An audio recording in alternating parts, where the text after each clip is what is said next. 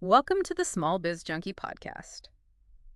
All right, so today we're going deep, right into the beginning, the very start of a pretty massive business. Yeah. The United States Steel Corporation. A titan of industry. Exactly, and you sent over this really fascinating historical text, United States Steel, a corporation with a soul, and we're going to kind of try to pull out, like, what are the big things we can learn from this, Right. especially as they relate to how a business is created and how it grows, especially on this kind of scale. Yeah. So our goal today is to try to understand, like, what were the basic principles, what were the events that shaped this giant of a company? Yeah. And hopefully along the way, we can find some surprising things, some little nuggets in there Right. that apply to anyone who's interested in business. Absolutely. I mean, one of the things that struck me right away about this book is its emphasis on transparency. Oh, interesting. Like, it's really upfront about wanting to present an open and above board. Look at how U.S. Steel came to be. And it makes this really interesting argument that you can't separate the story of U.S. Steel from the story of the American steel industry itself. Wow.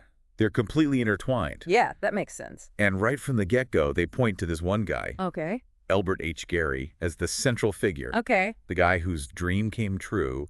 And they even say his individuality is kind of baked into how the corporation acted. Okay, so let's talk about this guy, Gary, and his vision, because the book does a really good job of painting this picture of the time period, right? The late 1800s, early 1900s, and it was a wild time to be in the steel industry. Yeah, it was cutthroat. Intense competition. They talk about these secret pool agreements between manufacturers. Right, trying to control prices, but Always falling apart. they never lasted. Right, and they talk about the working conditions in these steel plants. Brutal, absolutely brutal. They use this phrase, war to the hilt. Yeah, only the most daring, the most ruthless survived. Wow, so it sounds like a really challenging environment to build any kind of business, let alone a giant. Yeah, I mean, the book really drives home how intense it was back then. Right. There are all these stories about people who started with nothing Uh-huh. and through sheer will and grit made fortunes in the steel industry. Right. But it doesn't sugarcoat things either. Okay. It acknowledges the human cost, the toll this kind of cutthroat competition took on workers. Yeah, I mean, it sounds like it was all about just producing as much as possible. Tonnage, that's what they call it. Right, tonnage. And it seems like that drive for tonnage kind of overshadowed everything else. Yeah, now we can't talk about American Steel without talking about Andrew Carnegie. Right, the name is synonymous with steel. Exactly. But what's interesting is the book presents him as almost like a background figure Yeah. in the formation of U.S. Steel. Right. Like, by this point, he's ready to retire. Yeah. Focus on philanthropy, education, world peace. You wanted to give back.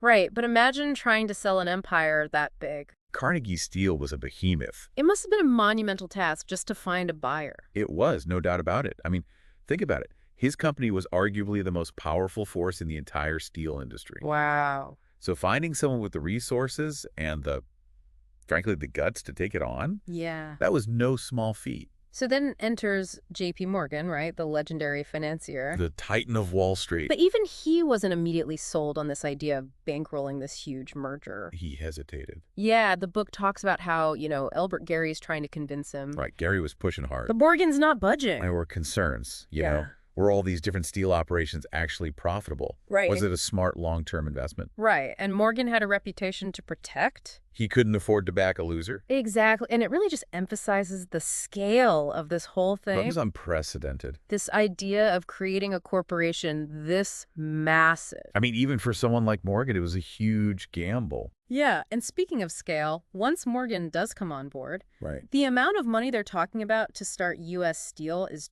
just mind-blowing. Astronomical. The book uses all these crazy comparisons to try to explain it. Yeah, like mountains of gold. Towers of silver, roads paved with gold coins stretching for miles. It's almost impossible to wrap your head around. Yeah, and the crazy thing is, this wasn't just about merging Carnegie Steel and Federal Steel. Like, Right. those were the two big players. The foundation. Right. But Gary's vision was bigger. Much bigger. He wanted to bring in the whole spectrum of steel production. From the simplest things, like nails and wire, Yeah. all the way to massive stuff like railroad cars. And they start acquiring all these other companies. Right. Companies that specialize in wire, tubes, tin plate. They specifically mention Federal Steel Company and the American Steel and Wire Company. Key pieces of the puzzle. Yeah, they wanted to control it all. Vertical integration, that's what they called it. Right, so they could control the whole process from raw materials to finished product. Exactly. It was about efficiency. Right. Controlling their supply chains, being able to offer a wider range of products to their customers.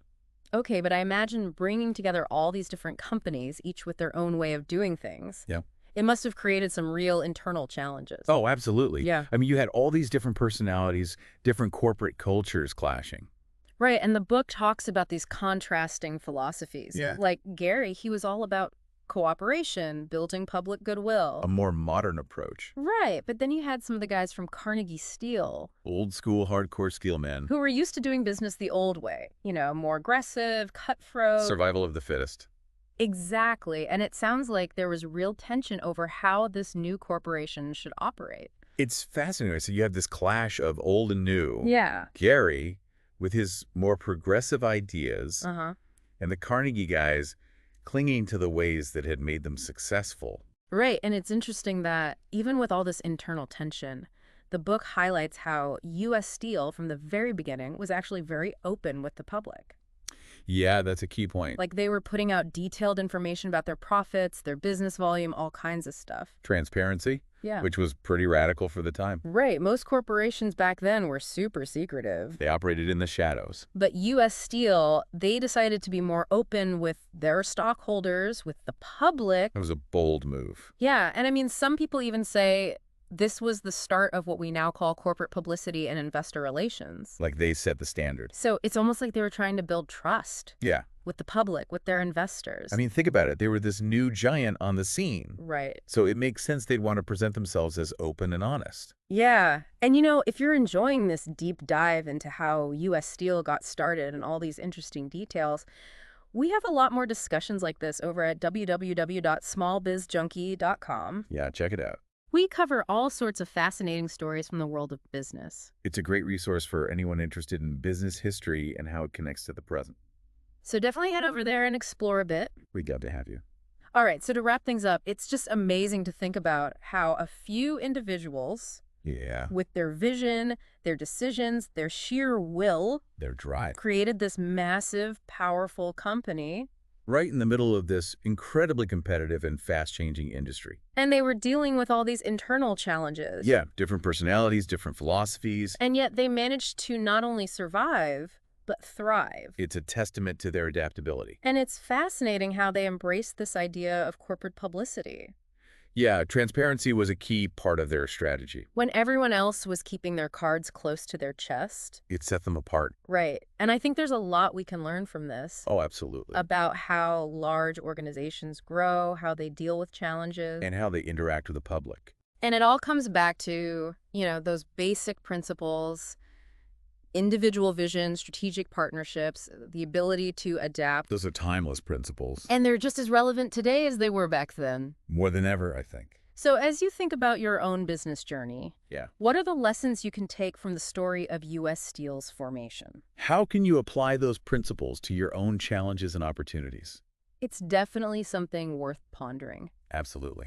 Thank you for joining us on this deep dive into the origins of U.S. Steel. It's been a pleasure. If you're hungry for more business history and resources, We've got you covered. be sure to check out www.smallbizjunkie.com. We're always adding new content. And we'd love to have you as part of the community. Thanks for listening.